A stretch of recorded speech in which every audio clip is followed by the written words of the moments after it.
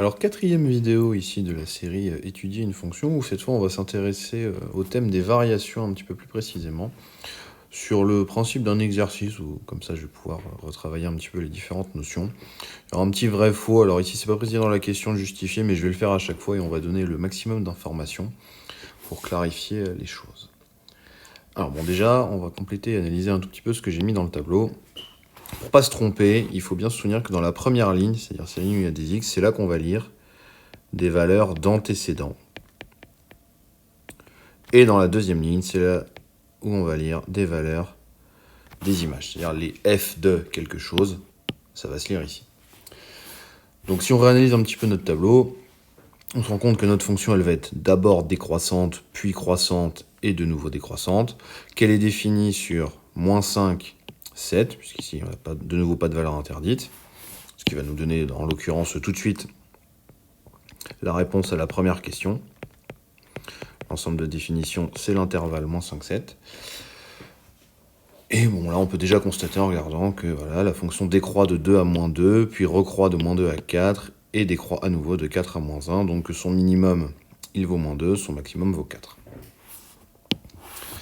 Donc si on passe maintenant au vrai-faux question par question. La première nous demande de vérifier que le maximum de f sur son ensemble de définition est 7. Donc bien évidemment, ici, la réponse, c'est faux. Le 7 dont on parle, évidemment, il est ici, sauf qu'il est dans la ligne des antécédents. Or, quand on parle de maximum d'une fonction, on parle bien de maximum des valeurs prises par la fonction. Donc c'est une information qui va se lire dans cette case-là. Et donc ici, le maximum, c'est 4. Donc la petite phrase à bien avoir en tête pour ça, c'est de dire que le maximum de f vaut ou est égal à 4, c'est évidemment la même chose. Et en général, on aime bien préciser en quelle valeur il est atteint, et ici, il est donc atteint en la valeur de son antécédent, c'est-à-dire 3. Question d'après, la fonction est croissante sur moins de 4. Alors évidemment, là, on voit que c'est faux, pour la simple et bonne raison que croissante sur moins de 4, c'est-à-dire que ça, c'est une information sur les antécédents.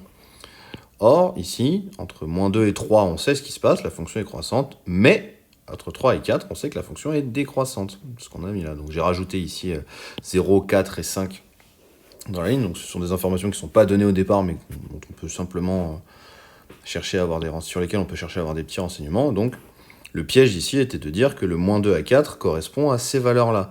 Or, ça, ce que ça signifie, c'est que la fonction f, elle est bien croissante, mais de moins 2 à 3, et elle prend des valeurs qui vont de moins 2 jusqu'à 4. Donc cette réponse est de nouveau faux.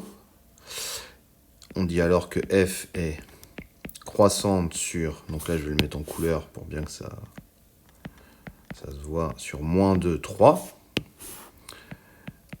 Et donc ce qu'on peut dire pour préciser, c'est qu'elle prend des valeurs allant en revanche cette fois de moins 2 jusqu'à 4.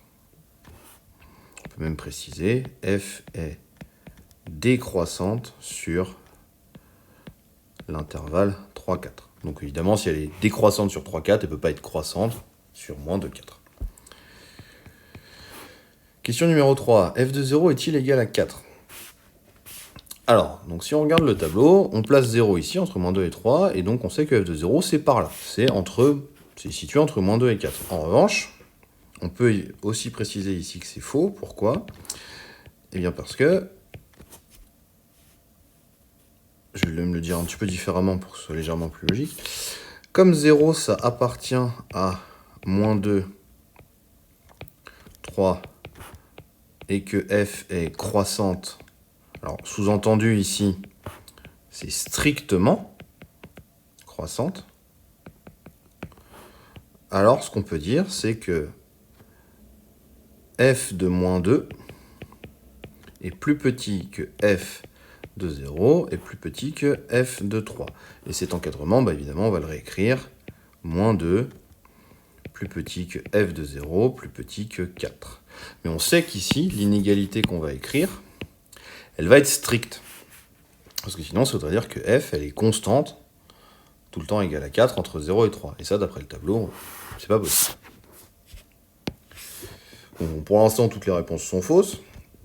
On va espérer quand même que la dernière soit vraie, sinon c'est pas drôle. Et effectivement, la dernière va être vraie.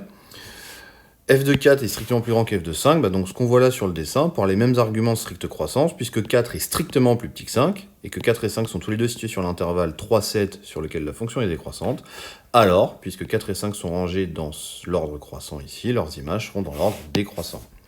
Donc ici, pour le justifier, on précise bien tout ce qu'il faut. Il faut dire que 4 et 5 sont dans l'intervalle 3, 7,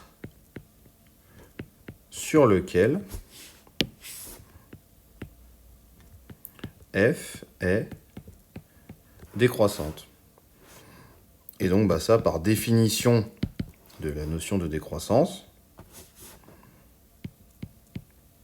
puisque 4 est plus petit que 5, eh bien f de 4 sera plus grand que f de 5. Et ça conclut notre petite capsule sur les variations.